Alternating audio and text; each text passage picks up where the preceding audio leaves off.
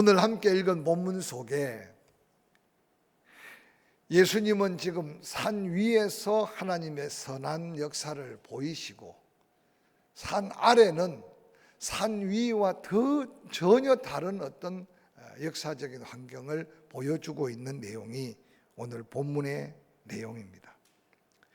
한마디로 표현하자면 산 위는 하나님의 영광과 하나님의 그 기쁨의 역사가 나타난 장소라면, 산 아래에는 혼돈과 불행과 고통이 가득한 현장인 것을 볼 수 있습니다. 오늘 이 땅을 살다 보면 하루에도 몇 번씩이나 좋았다가 슬펐다가, 그래서 그것이 심해지면 병이 되어서 조울증이라고, 그래서 약을 먹거나 치료를 받아야 됨을 알 겁니다. 하루는 괜찮은데 일주일을 지나다 보면 그저 기쁠 때, 때로는 슬플 때가 공유해서 혼란스럽게 사는 인생들을 종종 봅니다. 오늘 저는 이 산 위에 있었던 사건과 산 아래에 있었던 사건들을 함께 묵상해 가면서 하나님이 본문을 통해 우리의 영혼을 다시 일깨우고 있는 거룩한 도전은 무엇일까 한번 묵상하면 좋겠습니다. 예수 그리스도께서는 산 위에 베드로, 야고보, 요한을 데리고 가서 환상을 보여주셨는데, 바로 그 환상의 목적은 이제 고난당하시고 예수 그리스도께서 다시 부활하실 그런 놀라운 영광을 보여주셨습니다. 뿐만 아니라 그들 앞에 선 예수 그리스도께서 하늘의 영광을 버리시고 이 땅에 성육신하신 또한 메시아임을 보여주고 있는 환상일 수 있을 겁니다. 그런데 그 영광스러운 예수 그리스도께서 그 하늘 영광을 버리시고 이 땅에 내려오신 것이 꼭 산 위에 그 영광의 모습을 보이시고, 인생들이 병들고 고통받고 괴로워하는 산 아래 사람들의 삶의 자리로 내려오시는 예수님의 모습과도 상상할 수 있는 모습입니다. 예수 그리스도께서는 항상 하나님이 세상을 이처럼 사랑하사 독생자를 보내신 목적대로 늘 사람들을 위해서 사람들이 있는 곳에 계셨다는 사실을 우리는 늘 말씀을 통해 살펴볼 수 있습니다. 산 위에 하나님의 영광을 바라보고 있을 때 산 아래에 많은 무리들은 그 예수 그리스도를 기다리고 있었습니다. 예수님이 산 아래 내려올 때 그 중에 한 사람이 예수 앞에 뛰쳐와서 귀신 들려 자주 물에도 불에도 죽음의 고기를 수없이 넘겨가는 한 아들을 고쳐달라고 말하면서, 그 아들은 내 생명보다 소중한 외아들입니다 라고 외치는 그 아버지의 모습을 성경은 그대로 보여주고 있습니다. 예수 그리스도 앞에서 은혜를 구하던 그 아비는 그러나 표정이 원망스러운 표정으로 예수님께 재차 말하기를, 제자들 앞에 부탁을 해봤습니다. 와보니 예수님은 안 계시고 제자들이 물끄러미 있길래, 그래도 예수님 제자들에게 뭔가 은혜를 베푸셨으면 그 제자들도 고쳤다는 소문이 있으니 좀 고쳐달라고 부탁했더니 제자들은 할 수 없었습니다. 그 딱한 형편을 보신 예수 그리스도께서는 그 즉시 귀신을 꾸짖고 내쫓아 그 아들을 온전케 하여 그 아비에게 안겨줍니다. 마태복음에 보면 동일한 사건이 기록되고 있는데, 그 놀라운 역사가 끝난 후 조용한 곳에서 제자들이 황당한 표정으로 예수님께 묻습니다. 예수님, 우리도 예수님처럼 기도하고 우리도 그 귀신을 향하여 명령도 했는데 우리는 어찌하여 쫓아내지 못했습니까? 라고 묻고 있습니다. 오늘을 사는 그리스도인들이 지치고 힘들고 주변에 수없는 어려운 상황들을 발견하고 맞이하면서 혹이라도 산 아래 지금 제자들의 모습처럼 기도라고 하고 찬송이라고 부르고 예배라고 드리는데 전혀 아무런 감동, 아무런 역사를 경험하지 못해서 그래도 이 제자들처럼 용기를 갖고 우리는 왜 안 됩니까? 라고 묻기라도 했지. 저는 이 말씀을 묵상하면서 오늘 은혜 잃어버리고 방황하는 그리스도인들은 물을 용기, 한 걸음 더 가까이 나아갈 힘을 잃어버리고 예수 이름을 혹시 부르는 게 아니라 모양만 갖추고 있지 않는가 다시 한번 되묻고 싶습니다. 여러분은 혹시 궁금한 거 없습니까? 아이고, 하나님 그렇게 기도했는데 왜요? 그렇게 헌신했는데 왜요? 그렇게 11조도 드렸는데 왜요? 우리는 때때로 아마 묻기 시작한다면 수없는 이 제자들의 질문이 우리의 질문일 겁니다. 놀라지 마시기 바랍니다. 누가복음 9장 1절 2절에 보면 예수께서 12제자를 불러 모읍니다. 불러 모아서 모든 귀신을 제어하는 능력을 줍니다. 그리고 병을 고치는 능력과 권위를 줍니다. 그러면서 하나님의 나라를 전파할 때 앓는 자를 고치게 하시고 능력 주셔서 내보내셨다. 그래서 제자들이 나가서 귀신도 쫓아내 봤어요. 병든 자도 고쳐봤어요. 돌아와서 너무 감격스러워서 우리도 되던데요. 우리도 해봤습니다. 그때 예수님께서는 제자들에게 귀신이 떠나고 병든 자가 낫는 것 때문에 기뻐하지 말고 네가 구원받아서 하나님의 사명으로 이 일을 감당할 수 있는 너 자신을 도리어 기뻐하고 그 구원하신 하나님께 영광을 돌리라고 말씀하셨어요. 이미 제자들에게는 귀신을 제어하고 병을 고치는 능력과 권세를 주셨다는 사실을 기억하고 오늘 이 사날의 현장을 한번 묵상해 보시기 바랍니다. 그리고 제자들은 이전에 잠깐 귀신도 쫓아봤고 병든 자도 고쳐봤던 경험이 있다는 사실을 기억하고 오늘 산 아래 제자들의 모습을 한번 상상하면 좀 다른 모습들을 발견하게 될 겁니다. 왜 제자들은 이번에 귀신을 쫓아내지 못했을까요? 마태복음에는 동일한 사건을 이렇게 기록합니다. 마태복음 17장 19절. 이때 제자들이 조용히 예수께 나와 이르되 우리는 어찌하여 쫓아내지 못하였나이까? 예수님은 친절하게 제자들에게 물으니 대답합니다. 이러시되 너희 믿음이 작은 까닭이다. 너희 믿음이 작은 까닭이다.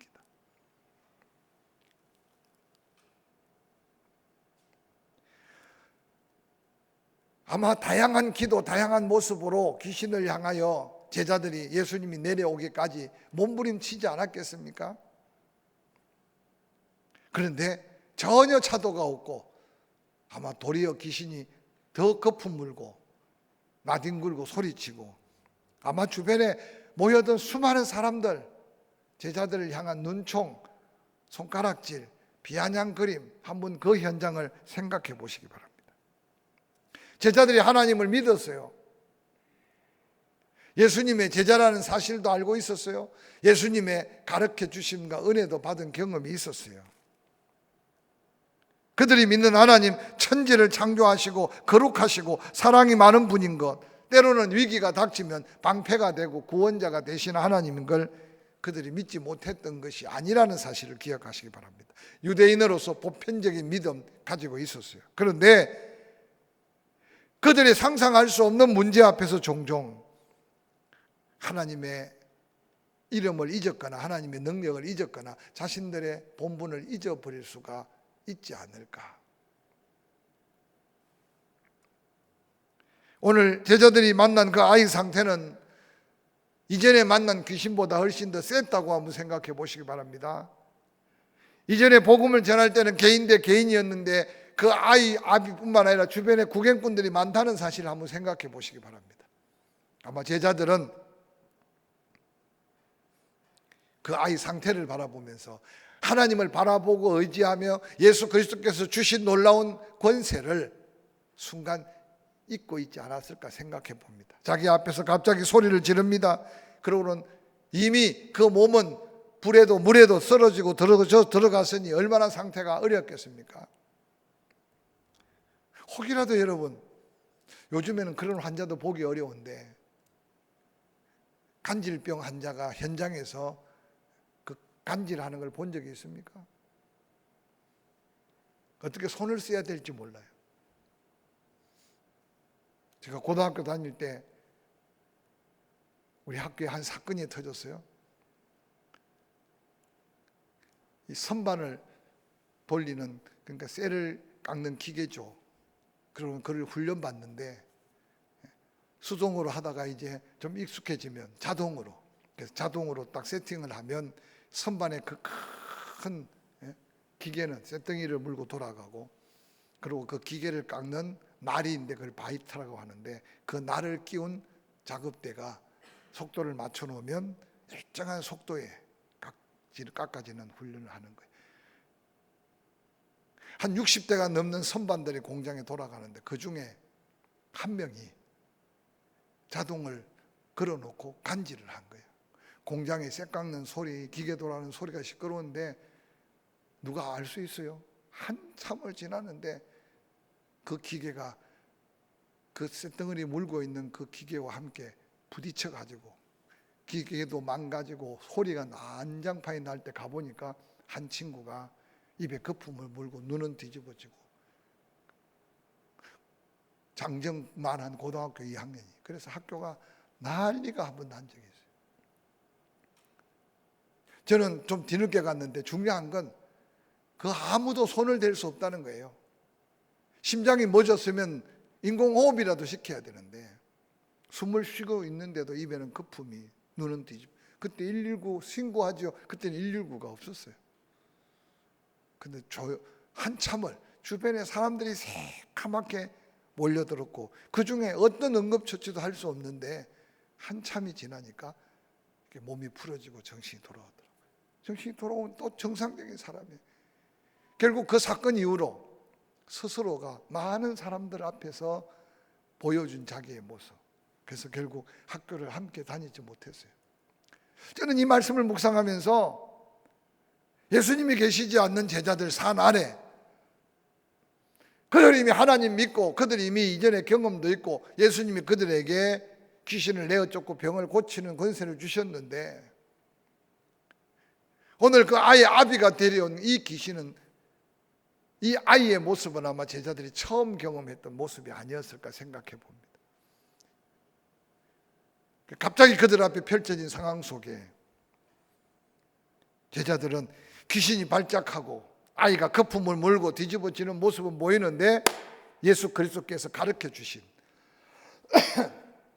구원받은 믿음 넘어 능력의 믿음을 가지고 있으면서도 그 능력을 사용할 수 있는 믿음의 여유를 잃어버린 제자들의 모습 한번 생각해 보시기 바랍니다.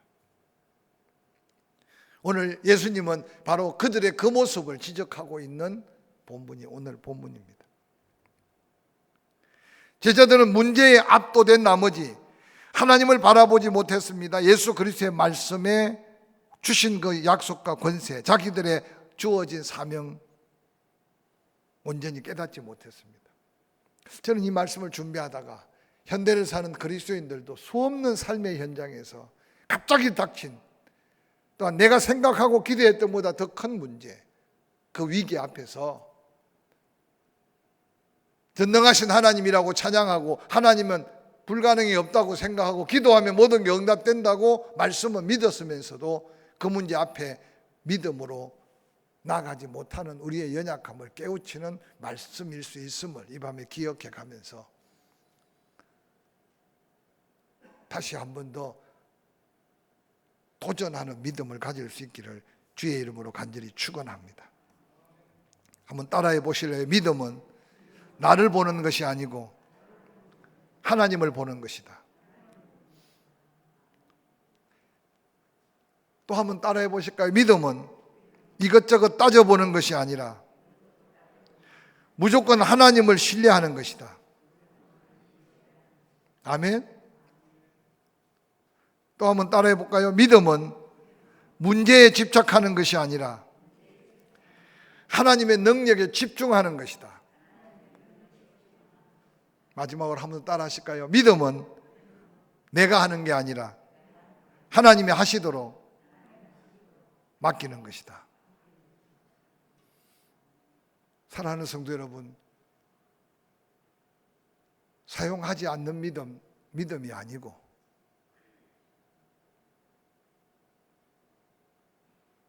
체험이 없는 믿음이 아닐 수 있어요. 요즘처럼 믿음이 필요할 때 또 있을까 한번 생각해 보시기 바랍니다. 그래서 여러분, 환경 앞에 삶의 여러 가지 순간순간 오늘 믿음이 작다고 책망받는 제자들의 삶의 모습 속에 거울처럼 우리 모습을 바라보아 가면서 할 수만 있으면 선포하고, 할 수만 있으면 기도하고, 기도한 대로 할 수만 있으면 도전하는 믿음이 되기를 주의 이름으로 간절히 축원합니다. 성경의 믿음에 대한 용기, 믿음에 대한 담대함, 믿음을 이야기할 때 골리앗 앞에 선 다윗을 종종 이야기합니다. 여러분, 사울 하나님 믿었어요. 이스라엘 백성들 하나님 믿었어요. 그들 전쟁하면서 하나님이 승리하는 거 수없이 보여줬어요. 근데 왜 엘라 골짜기에 이스라엘 백성들이 블레셋과의 전투에서 이전의 전쟁과 다르게 왜 그 전투에서는 그렇게 맥빠지고 그렇게 좌절하고 그렇게 두려워 떨고 있었을까요? 따라합시다. 골리앗은 보였는데 하나님은 안 보였다.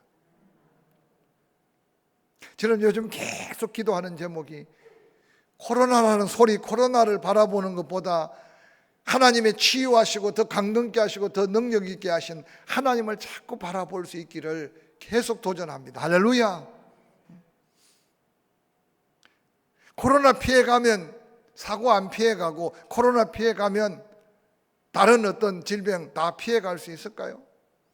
근데 어느 날 조심은 해야 된다고 늘 저도 나가면 조심해요. 그러나 조심하는 것과 위축되는 것은 차이가 있어요. 아멘 좀 해요. 따라서 조심하는 것과 위축당하는 것은 차이가 있다. 어느 날 대인기피증, 지금 한국 교회가 뭐 다른 나라는 걱정할 것도 없고 그렇게 성령 충만, 그렇게 불로 그렇게 뜨겁게 기도했던 사명자들이 코로나 기침 소리에, 여러분 한 가지 보너스 팁인데 우리 몸의 온도가 1도만 올라가도 우리 안에 있는 암세포가 다 죽는데요.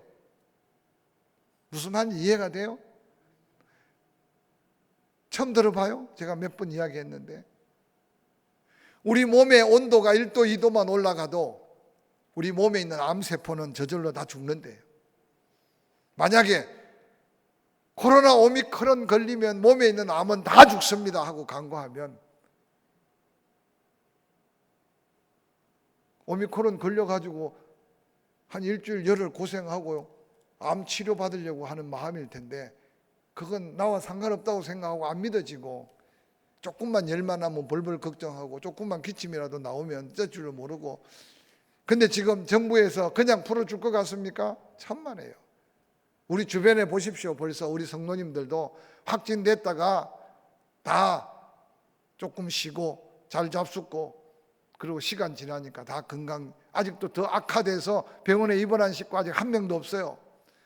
간혹 건강이 워낙 안 좋은 기저질환자들은 그래서 지금도 치명적으로 돌아가시는 분이 있으니까 좀 몸이 약한 분들은 조심하라고 하지만 몸이 건강해서 코로나 바이러스가 들어와도 들어오지도 못하고 쫓겨가는데도 벌벌 떨고 있으면 이건 아니잖아요. 오늘 이 밤에 우리가 기도하려고 하는데 따라합시다. 골리앗만 바라보지 말고 하나님을 바라보자. 사울과 이스라엘 백성들은 골리앗만 쳐다봤어요.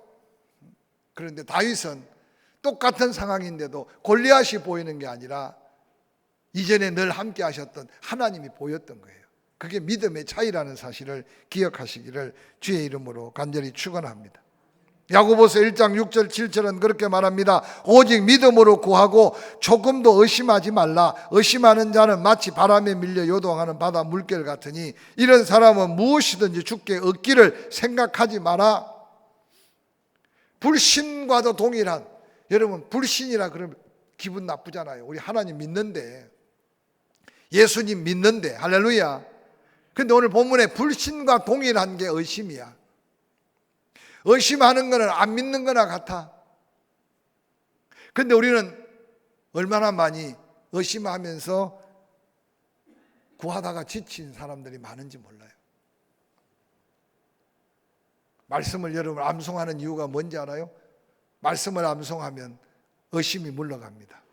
따라해서 말씀을 암송하면 의심이 물러간다.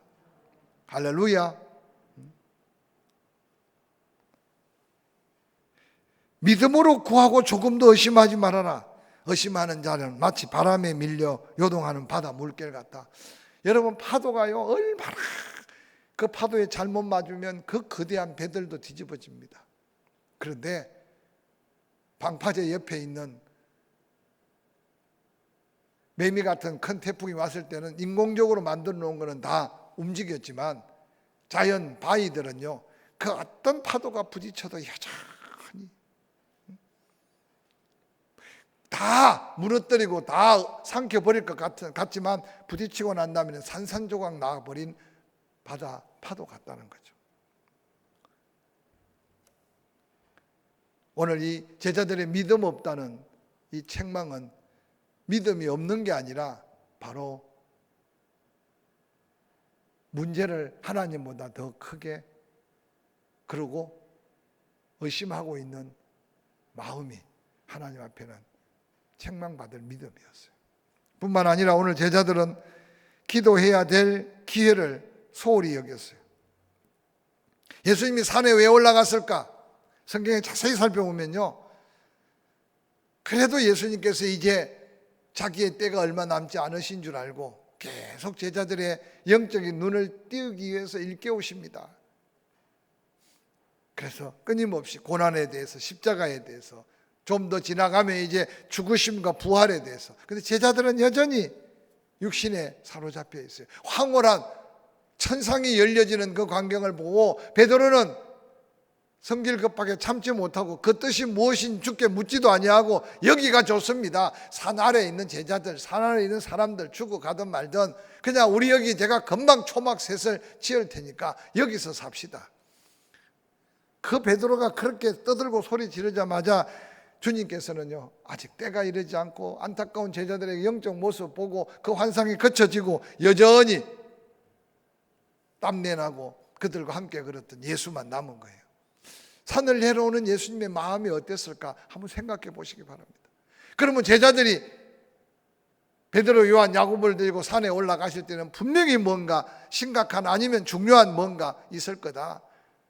자기들만 떼서 소외되기보다는 제자들은 거기서 기도해야 되지 않겠어요? 겟세마네 동산이 보입니까? 예수님께서는 이제 마지막 죽음 앞에 기도하기 위해서 제자들을 데리고 겟세마네 동산에 갑니다. 다른 9명의 제자 약간 낮은 곳에 두고 베드로, 요한, 야고보를 데리고 더 깊숙이, 그리고 그들 또 떼어놓고 기도하는, 그러면서 예수님이 뭐라고 말합니까? 시험에 들지 않게 기도하라고.